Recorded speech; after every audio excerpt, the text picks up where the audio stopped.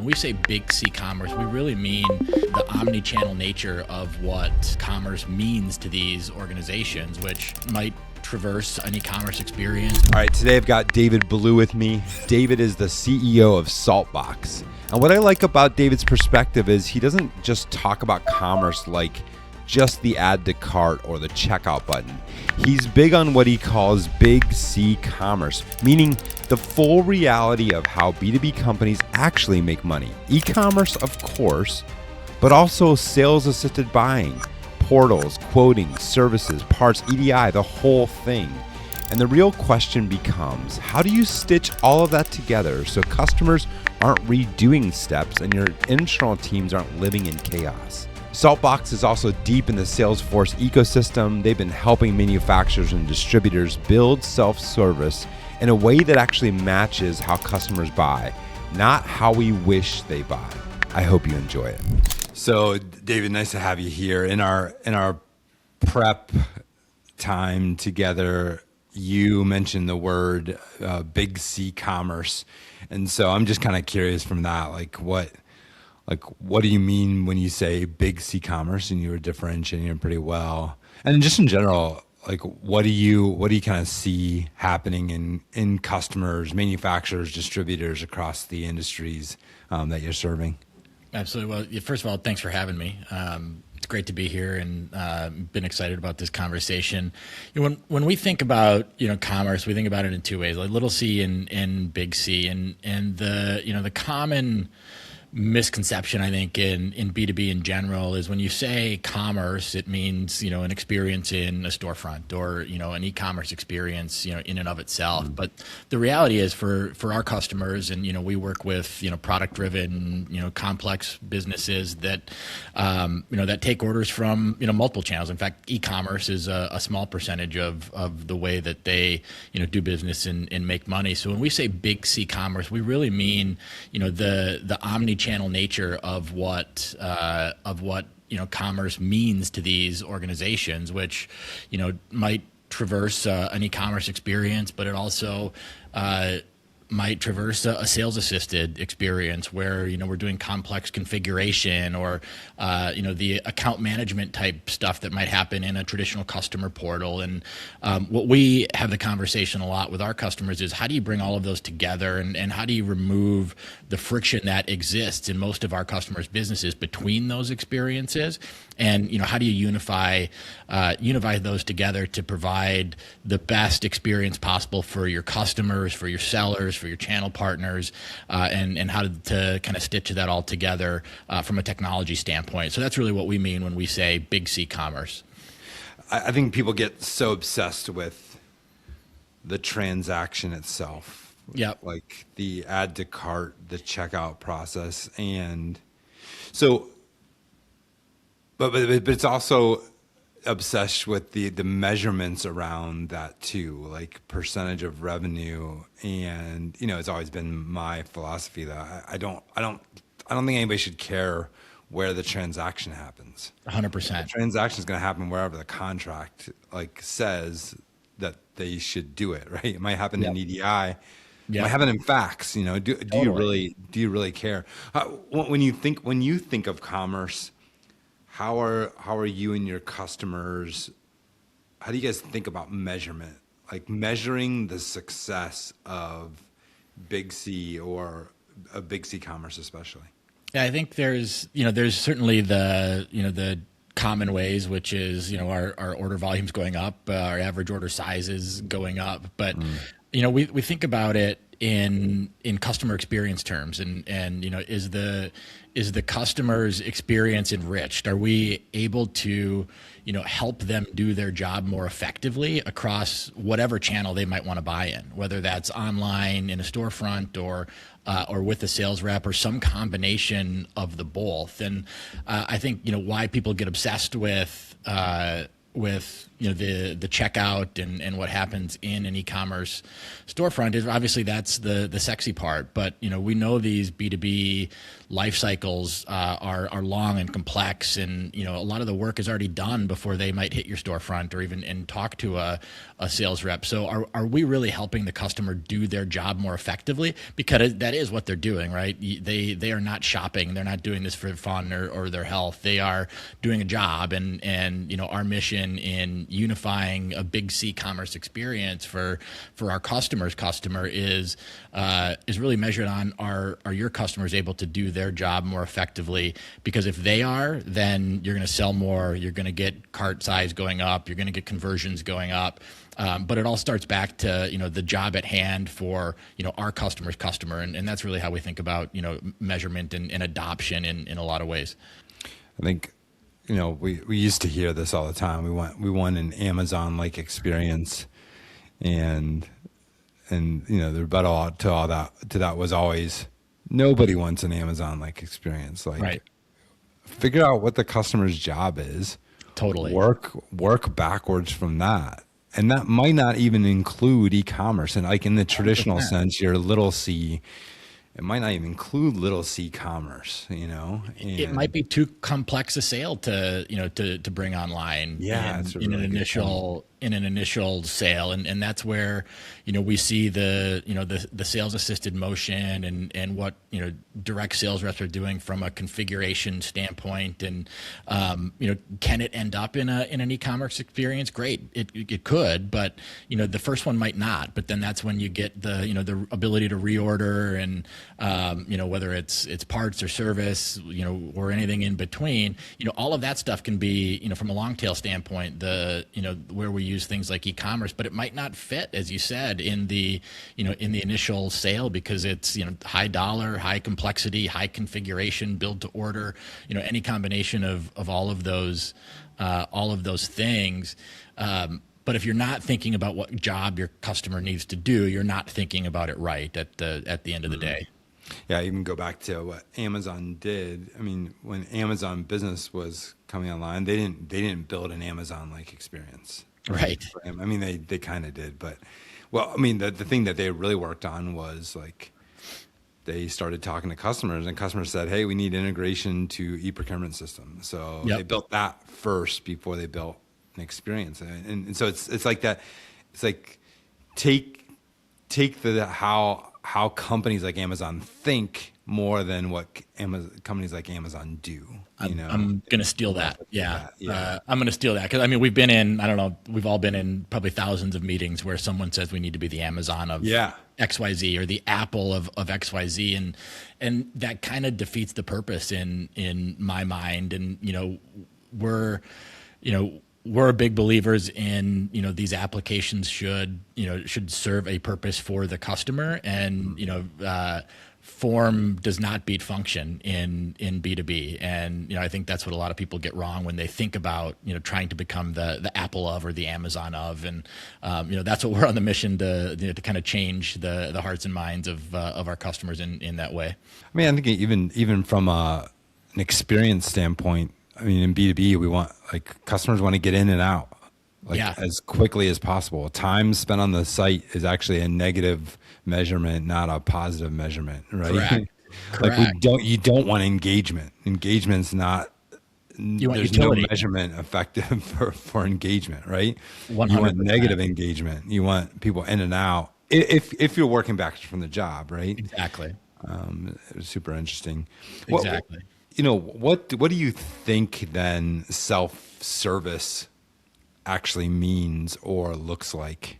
I think it depends on the task at hand, the job at hand, whether it's somebody that is responsible for purchasing for an organization or somebody that is responsible for making sure that those purchases end up in their warehouse when they are supposed to. So self-service can take a lot of shapes and forms in my mind, and of course there's the actual commerce experience where we're loading up a cart and checking out, but it also could be how do we, use the products that we have more effectively, and how do we, wrap a service experience into that, so I don't have to call a sales rep or a CSR on an 800 number. I can, self-serve the information that I need, all in one place. So it's really about, bringing the business of doing business, into into a digital experience, whether it's online or in a mobile app, what have you, so that that individual on the other end can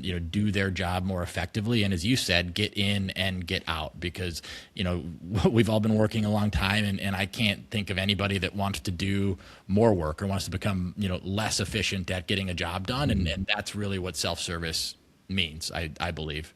I want to talk about sales motions. You've kind of mentioned that word a couple of times, but related to that, you've kind of inferred some segmentation between maybe sales assisted, high value customers, and then long tail. Do you see differences between how commerce experiences should be built for those different types of customers?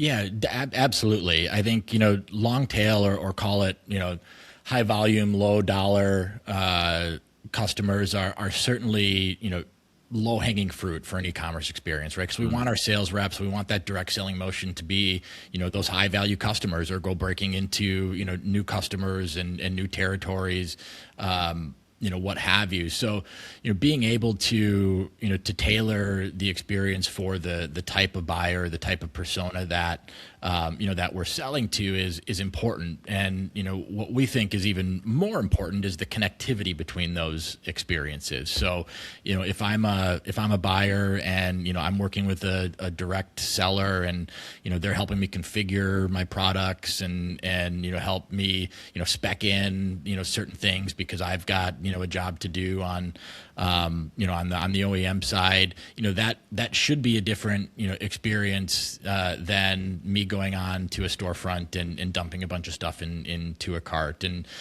what's important to us is that when that buyer traverses the sales assisted to a self-service motion, that there's no steps that need to be redone, and there's no steps that need to be reconfirmed in a e-commerce experience or by a sales rep, because those systems are talking to one another. And I might start a quote with a sales rep, but I might want to finish it online because because that's certainly easier than having the sales rep do it for me, or get a cart in a storefront and request a quote for that because I want different pricing than maybe my contract says, or maybe they're new products that I'm able to buy that I'm entitled to, but not currently purchasing. And that should go back to a sales rep, and we shouldn't miss a beat when that sales rep picks up the phone and calls me about that order, or emails me about that request for quote. So the connectivity between those experiences should be seamless, but the experiences themselves should be unique to the channel or the type of purchase that I'm making.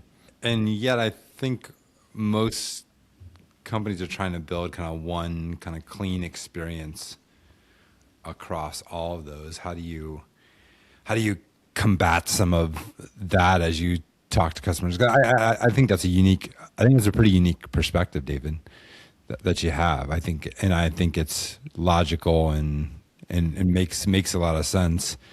But I think so many are trying to build one experience to fit all. Yeah, I think these things aren't one size fits all, and that's a lot of the reason that we've partnered with Salesforce to pull all of this together. Is Salesforce is a platform of applications that can achieve many of the goals across the typical B2B buyer experience or buyer journey, from problem identification all the way through service and support. And going back to kind of the earlier point of the connectivity between those, right?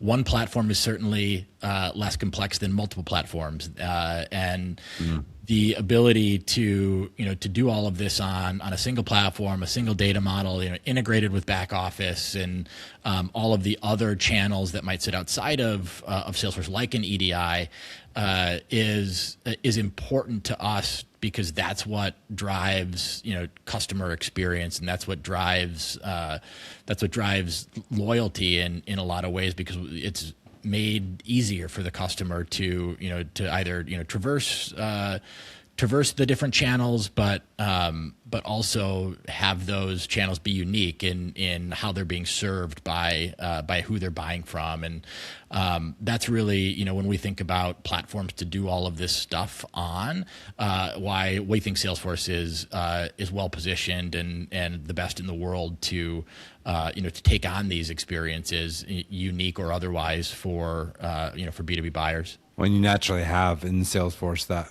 customer segmentation to route them to the right place too, which makes a little sense. You're the founder of Saltbox. Walk us back when you were thinking about starting Saltbox. Like, why did you think there was another agency was needed in this B2B commerce space? When did you start? Saltbox started in the fall of 2021. So okay. We're still early on in our journey. About right? 5 years.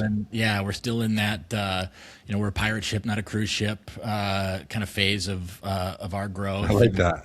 And where we really saw the opportunity, and depending on who you ask, right, we were either in the the tail end or near the end of the pandemic, and obviously digital spending was going off the charts, and digital spending specifically in B2C, but a little bit B2B as well, was just going through the roof, right? And when we looked at where we thought the opportunity was in terms of where the puck was going, it was B2B, because B2B obviously trails the trends of B2C businesses by however many years, maybe a decade or so, and no one was really in our ecosystem, which is Salesforce.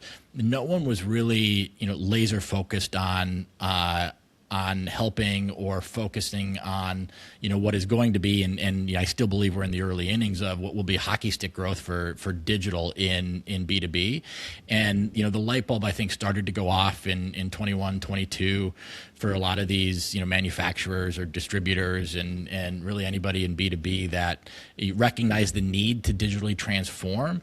And as I said, we saw some white space in the Salesforce kind of partner ecosystem that we thought we could take advantage of. And, I've been a longtime Salesforce services ecosystem guy, better part of the last 15 years. And because of that, we've been able to, attract some great B2B practitioners and platform practitioners to help us kind of spread that gospel and help B2B actually digitally transform. And if we think about Salesforce, right, they own the front office of the majority of the Fortune 2000, and their next natural evolution needs to be, how do we digitize a lot of these experiences, and how do we drive self-service? How do we help our customers manage the transition from the buyers of today to the buyers of tomorrow that we all know are majority millennial and born online and expect these experiences. So we really placed the bet that that's where the puck is going, and I still firmly believe we're in the early innings of the puck getting to digital transformation at scale in B2B. Being and is Salesforce your only platform? It is. Okay. Yeah, we use an ecosystem of Salesforce ISVs. Like, we're big fans of Coveo, right, to help round out search experiences. Okay. Yeah. And things like that. But yeah, Salesforce is the only technology platform that we partner with. So when you kind of in manufacturing and distribution, with the ERP being so centric, like how do you kind of walk through, what should come from where? Yeah. The CRM, ERP, transactional. ERP is not really built for commerce ever. Exactly. And Salesforce definitely is more transactional in that way. How do you guys kind of walk through that process? Yeah, I mean, you nailed it, right? Most ERPs or all ERPs are not built for commerce experience or customer centric experiences, right? They are built for back office. So we think about it in what do you want your customer experience to be? Do you want it to be an ERP driven experience that is very black and white and ERPs serve a very specific purpose, or do you want it to be customer centric and front office centric, and that's the bread and butter of Salesforce, and then being able to stitch together digital experiences on top of the front office is how we help our customers build those customer centric experiences. And then the real answer to the question is, as the consultant's answer is, it depends, right? It depends on the customer. Where is pricing going to live, and at what point do we send an order to ERP, or at what data are we bringing back from back office applications, ERP or otherwise, to help round out that experience on the front end of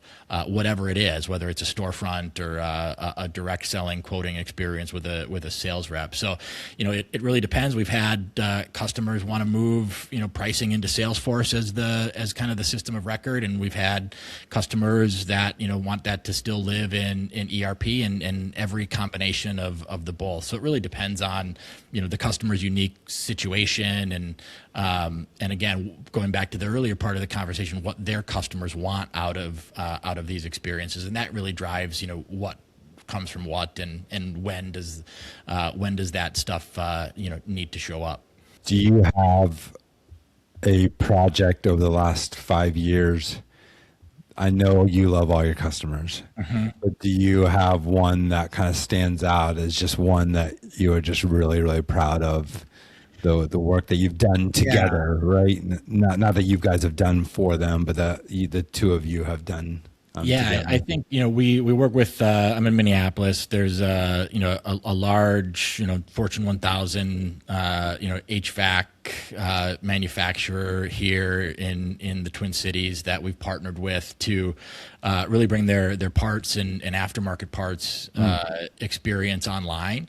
If you think about what they do, right? They sell big HVAC systems, heating, cooling, etc., to large commercial buildings, hospital systems, things like that. And we really help them modernize the way that the field technicians, which are both owned by them and third parties, are finding the information they need when they go to service these pieces of equipment. Right? If you think about a technician that is on the roof of a hospital, and the air conditioning is down, or the systems are not functioning properly, they might be looking at a system that they didn't install 20 years ago, and trying to figure out the fastest way to get the things that they need to fix that that particular piece of machinery. So we help partner with this organization to bring a mobile first experience to those technicians, where they can rapidly find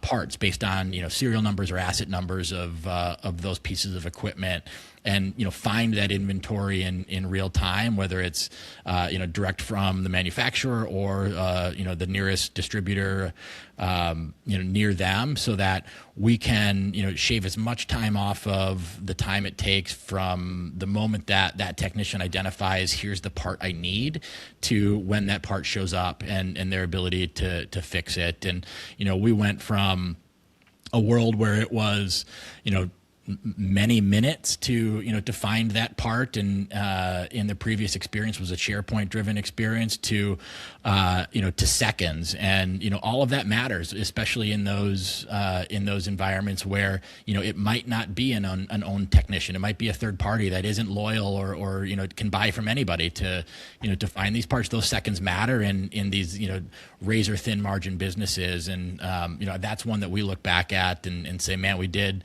a really good job, and we changed the way that they're interacting with the folks that are on the front lines and buying these products day in and day out, and help differentiate them, which might help them command a 0.5% or a percent more than their competitors, and that drives margin expansion and their ability to grow bottom line. To do a project like that, though, there's a bunch of components there, right? There you have product data.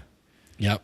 You have product data. Within the product data, you have to think about fitment data, what fits into what type of equipment. Yeah. And you have search on top of that, kind of pulling all of that together. Like, what's kind of the, how do you think of that with partners and helping your customers make sure they pick the right other technology they might need for a project like that? I'm assuming there's There was technology involved in that. multiple platforms, right? We worked very closely with their Oracle, which is ERP for them, and their data lake team that was sitting in Snowflake or Databricks, I forget which one. Oh yeah. And then you nailed the search, right? That's the whole. If we want to talk about Rapids Parts discovery, we need the search experience to be top notch and connecting all of those things, because they also have brick and mortar stores where where these parts might live. So how do we stitch all of that together and again work backwards from the outcome we're trying to drive for that customer, and then that helps guide the roadmap, so to speak, on where certain aspects of the experience should live, whether it's Salesforce, whether it's Oracle, whether it's Coveo, and pulling all of that together for them was a lot of work in upfront design and architecture. And when we say design and architecture, we're not talking about like how we want the storefront to look, right? We're talking about the guts and how all of these things talk to each other, or how we want them to talk to each other, so that we can build that in a way that not only works for today but works for a business 2 or 3 years from now as they continue to add products, acquire companies, and scale on their side. Do you guys work mostly with existing Salesforce customers or a lot of new kind of Salesforce implementations? Yeah, I would say the majority of our work is with customers that already own Salesforce in some way.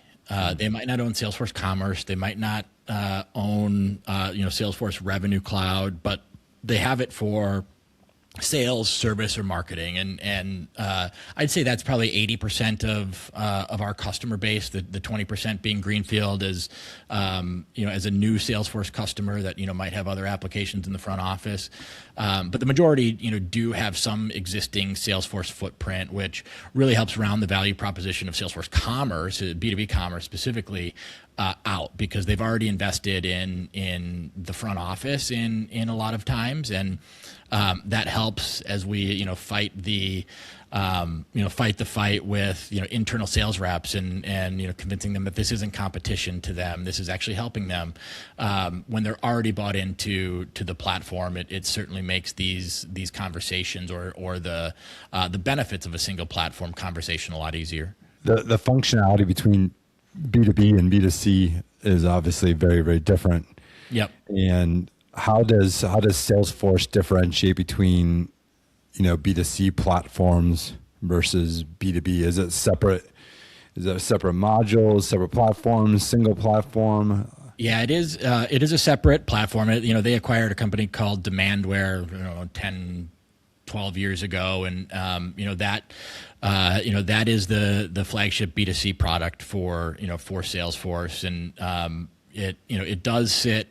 I don't want to get myself in trouble, but it does sit outside of the core data model of Salesforce for folks that have invested in sales or service from a CRM standpoint, and really the integration of those from a B2C perspective is really at the data layer, and they're sending CRM data back and forth to the legacy Demandware platform, where in B2B it's all one data model. It's all one truly one platform that is seamless between what might happen online in a storefront and what a sales rep is seeing when they log into Salesforce every day, which most of them are doing, or hopefully doing. Is Salesforce still using the Cloud Craze? They've replatformed it a couple of times. Replatformed it? Okay. So we've got a long legacy of Cloud Craze DNA here at Saltbox.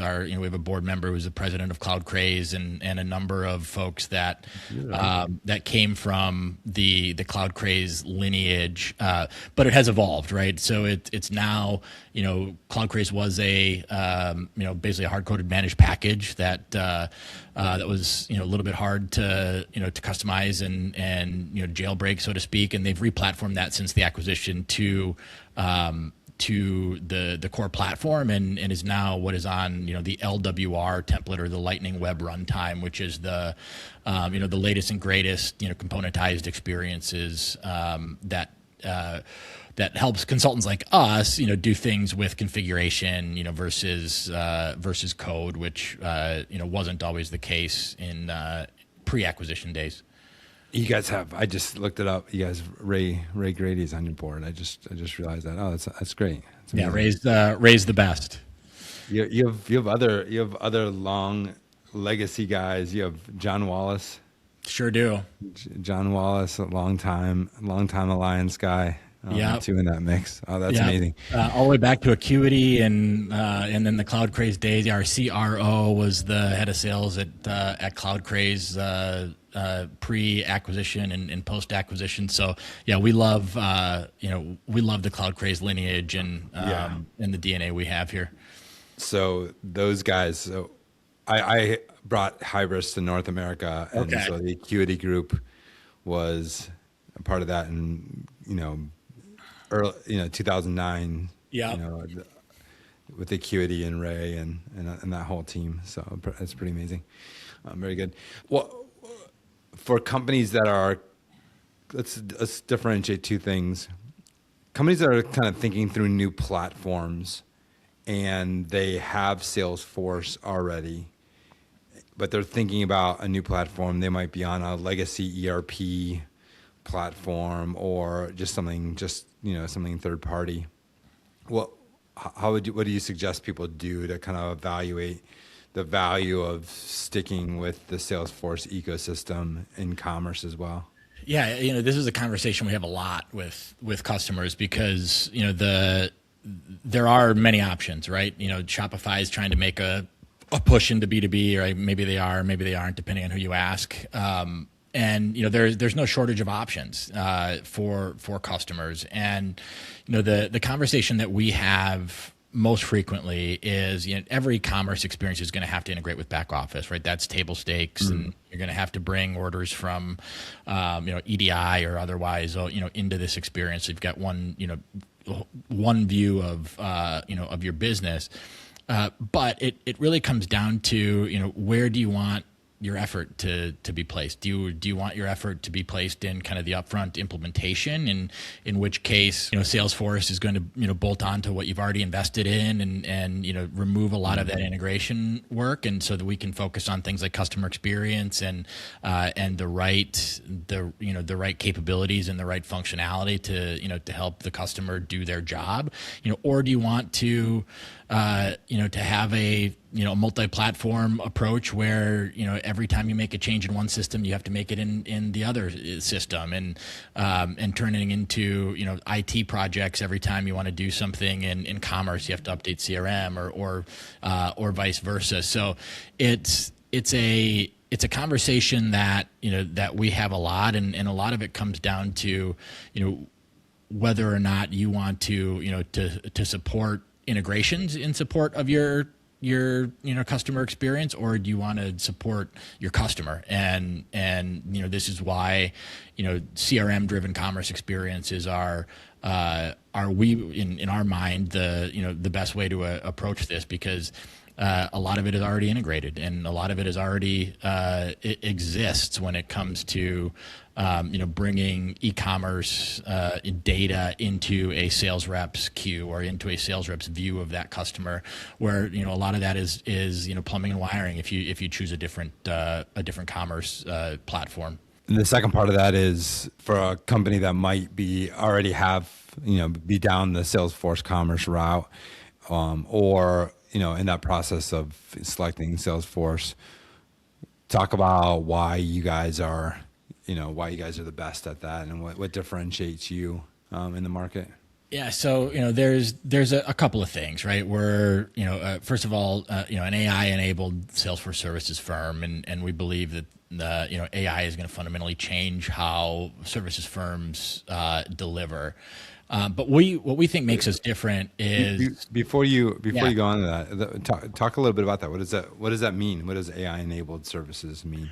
Yeah, so for us, it's about we sell knowledge. We sell experience. We sell, we sell people. Is, at the end of the day, what we do. So, what we think about is how do we leverage AI and how do we use AI to not offset the experience of our people, but how do we amplify the experience as we continue to scale? So what we've done is we've built a proprietary system that we call Saltbox One that is today an internal application that is across every aspect of how we deliver across our delivery methodology. And what it has turned into and what it really is really a shared intelligence layer that captures our 150 plus years of combined experience and institutional knowledge, how we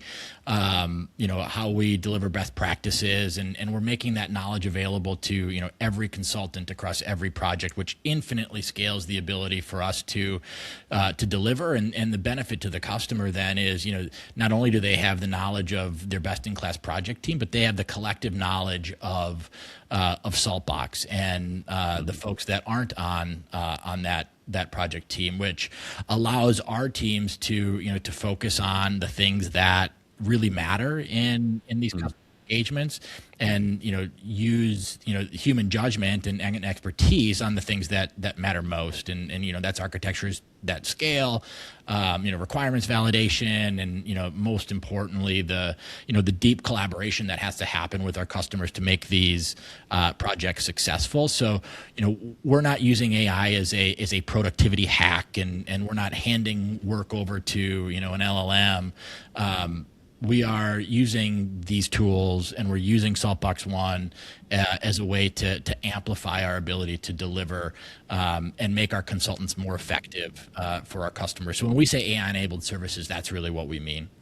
Excellent. Well, David, really appreciate your time here. I think it's really interesting. I've watched the evolution of Salesforce for years, and obviously I had a lot of great friends that were over at Cloud Craze and then Salesforce, and I have a lot of respect for what they're doing at Salesforce, and then you. I think what's unique about you too is going back to the beginning of you actually thinking through that big C commerce that we talked about. I just think that's a unique perspective that not everybody has. And then the second part of that is your focus just on Salesforce. I think that gives you, it creates a niche for you. Obviously, the pool is not as big as others, but it creates an expertise niche that I highly respect, and I think is very very valuable in the ecosystem. So I really appreciate you being on. I appreciate you saying that, and I appreciate you having me. This was fun. Manufacturers, distributors, leaders in the zone. If you're building B2B, this the podcast throne. The industry's heartbeat, we're setting the tone. Turn insights to actions, it's how empires are grown. We're talking change management, breaking resistance. Strategies so sharp, they redefine persistence. Customer adoption, it's more than retention. It's building a movement, commanding attention. It's the B2B e-commerce show, where the vision is clear and the strategies glow. From the top of the globe, we're the pros who know.